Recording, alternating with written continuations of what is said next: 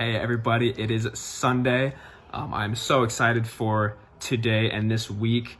It is a sunny Sunday here in Arizona. We love that. I got football on out in the common area. All my roommates are out there right now watching football. So I apologize if you hear some screaming. They get a little rowdy sometimes with football. But no, today is meditation and memorization day. And we are looking at Luke 2:10-11. So I'd encourage you guys to get caught up with that. It's a great verse talking about the birth of Jesus. But I am starting off this week on our topic of prayer. We're looking at prayer this week. And we're just going to be walking through just a few types of ways to pray and topics on prayer. And so I'm going to start that off just with kind of how I pray and how I view prayer. And why I pray. So you guys know I am a pastor's kid. I went to a Christian school. So to me, prayer was never something I took very seriously until probably the beginning years of college, like senior year of high school. Before that, prayer was something I did when I had a meal, when I was about to play some sort of sports, when I had a game, or every once in a while during class or during chapel. And that was about it. I was never really someone who prayed a lot. And when I really started to dive deep into my faith is when I started to pray. And that was about senior year of high school.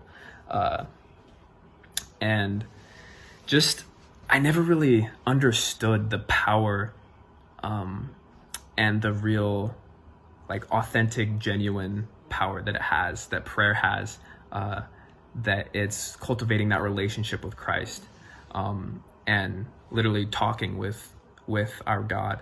And there's something so special about that, that I never really realized until I started doing it. And so I just kind of want to talk about how I see this, how I view this. And prayer can seem like we're just kind of throwing up requests to God. And yeah, that sometimes that can be what a prayer looks like. But I think that's something that I've realized is that the best part about the person of Christ is not the blessings or the transformations that he brings. It's the actual person of Christ himself. He is the main thing that is so important, that is so great, and that blessings and transformations come through. But he is the core, he is the greatest part of the relationship. And so that's why I pray personally. My prayer is very, very, I don't know how to say this. It's literally a conversation. I usually pray when I'm alone and I'm talking out loud. I literally talk like I would talk to one of you or to my parents or to my friends. And I'm usually like sitting in a chair or something, and I am kind of just looking around and just talking. And so I usually start prayer with just the things I'm grateful for, things that are happening. I just try to express as much gratitude as I can because our God is such a good God. So I try to identify things that I'm grateful for and thank him, first of all. And then from there, I usually think of people who I'm praying for in those times, whether it's praises or requests for them. And then from there, I usually kind of examine myself, see if there's anything that I need to pray about for me. And after that, it kind of just talking. From there, I usually just kind of